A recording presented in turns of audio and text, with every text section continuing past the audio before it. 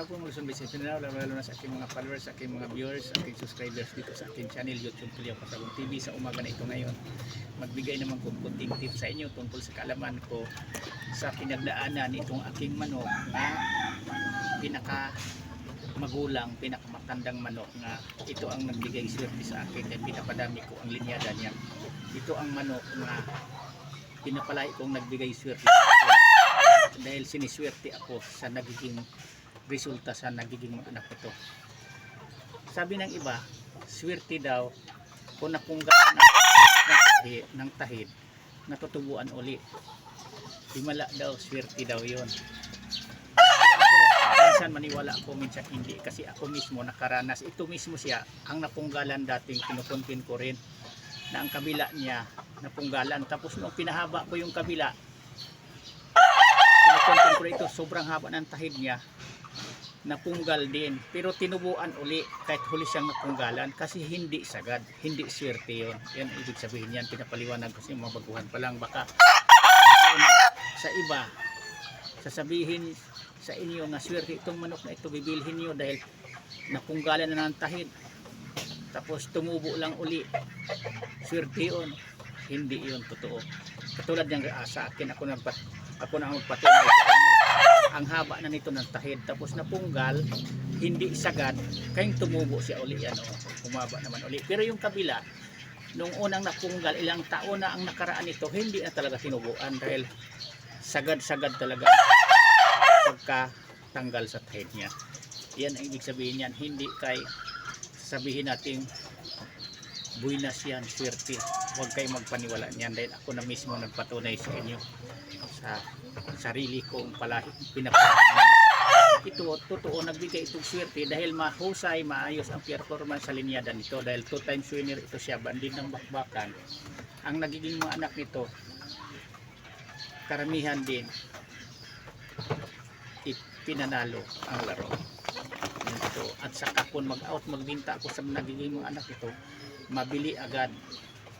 Ang daming nakagustong bumili dahil na-try na nila, nasubukan na ang linyada nito na pinapalahi ko na itong manok na ito, kaya nagbigay swerte sa akin ito siya. Pero kung sabihin na sa tahid, hindi totoo yun dahil ako mismo ang magpatunay sa inyo.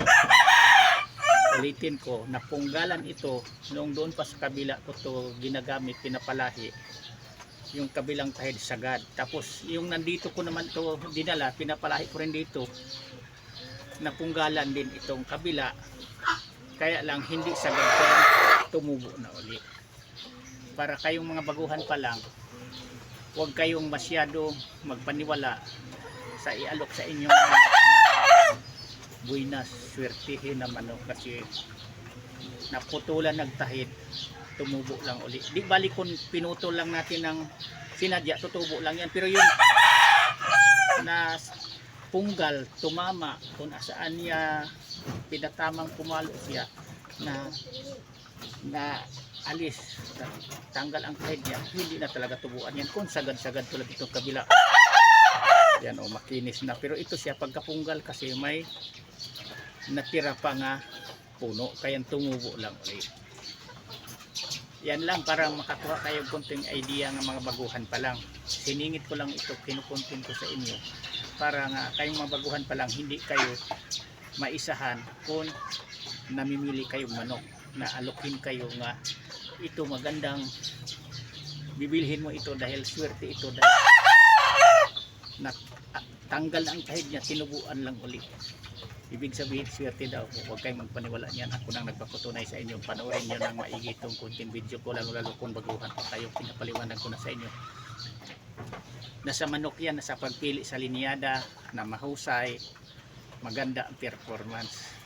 Yan ang totoo. At saka nagkadepende na yan sa paghanda natin sa pagkondisyon kung paano natin alagaan ang ating manok para hindi tayo argabyado, hindi tayo lugi pagdating sa laro sa manok. Yan ang totoo dito.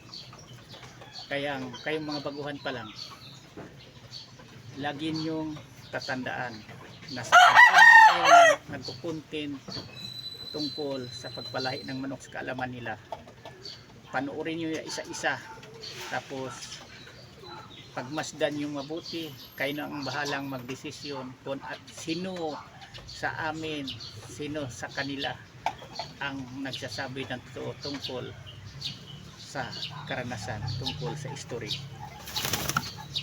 sa pagpalahi ng manok. Yan lang, maraming salamat ulit sa pagpanood.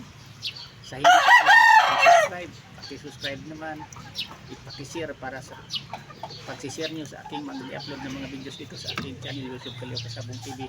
Matulungan natin ang mga baguhan pa lang na nagsimulang mag-alagang manok, magpapalahi, para mayroon silang makuhang kunting idea man lang sa kaalaman ko sa pagmamanok. Yan lang. Thank you ulit. Maraming salamat sa inyo lahat. Bye-bye.